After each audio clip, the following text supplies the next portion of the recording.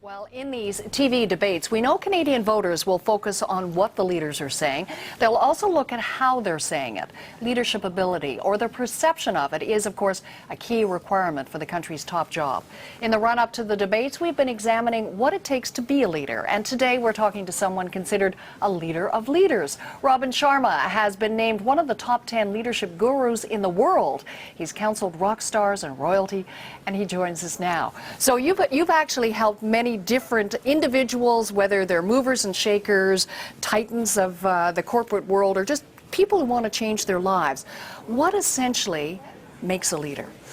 Well, as we were talking before we went on air, in many ways it is that feeling test, in the sense that we know a leader when we feel it. I mean, some leaders are very charismatic, right, and some leaders are very quiet and humble. There's been studies in the business world that have said the best leaders are actually leaders who are quite humble. They're very low-key. They would prefer to give the credit to their team, and yet when it comes to the growth of their organization, they have a fierce kind of passion to win. So leaders come in all forms, but I think in many ways what makes a great leader, I'd say, authenticity in this day and age.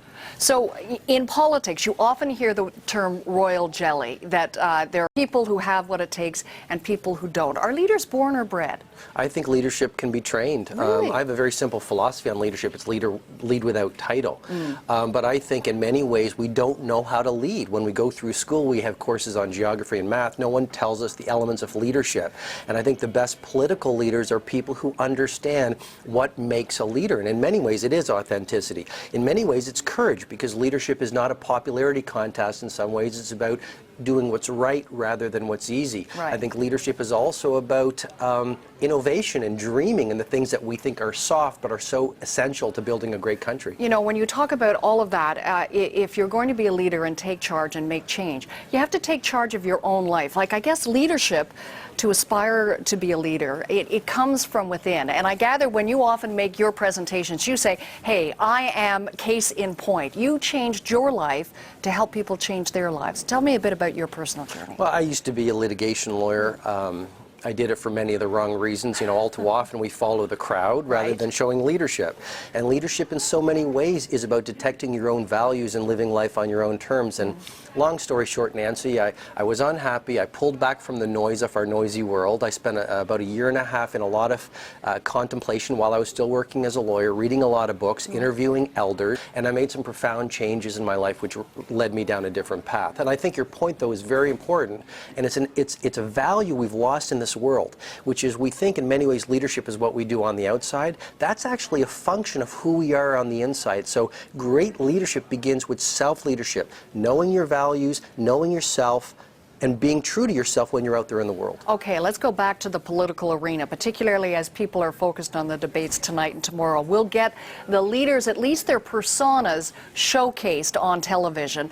What do the personas or style of leadership actually tell us about who they really are, which you say is important here?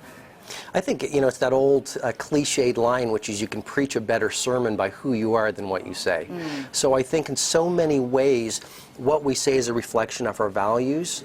And Warren Buffett said it very well. He said, there can never be a better you than you. And I think what we're going to get from the debates when we really look at them is we're going to get a sense of who's really aligned with their values, who is walking their talk, who's authentic. And that's a very powerful message to send to people. So in other words, when the leaders, particularly when there is this potential for spontaneous combustion in a debate, the camera doesn't lie, that they will reveal themselves, that opportunity for spontaneity leads to candor, and we might actually see whether they mean what they say and say what they mean. Absolutely. And candor is so very important. It's again, another line, which is say what you mean and then mean what you say. Jack Welch, you know, one of the greatest CEOs in business, he said... Controversial, too. Very controversial, because he does tell it like it is as well. Yeah. I saw him recently in New York, and he tells it like it is. But that's very refreshing in this day and age, and I think that's what we need of leaders. People are going to say, here's my vision. They're going to share their vision to a scared organization.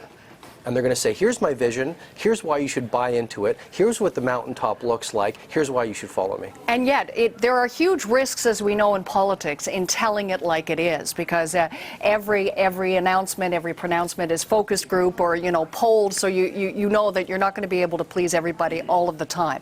So for Canada's next Prime Minister, you say authenticity is really important. What else are the important traits? I have a cheesy little acronym. Okay. It's IMAGE. Okay. And I don't think leadership is about image, but the acronym is IMAGE. I stands for innovation and imagination. Mm-hmm. We need more dreamers in this world. We need more people who are going to say, you know what, here's what the big vision is and here's why you should follow me. M, merchant of wow. We need excellence. We need to raise our standards in every possible way and get to the greatness of our country, as idealistic as that sounds. A, authenticity, we spoke about that. Transparency, being yourself. It's not a popularity contest. G, guts. So being courageous, making the tough calls, being tough when you need to be.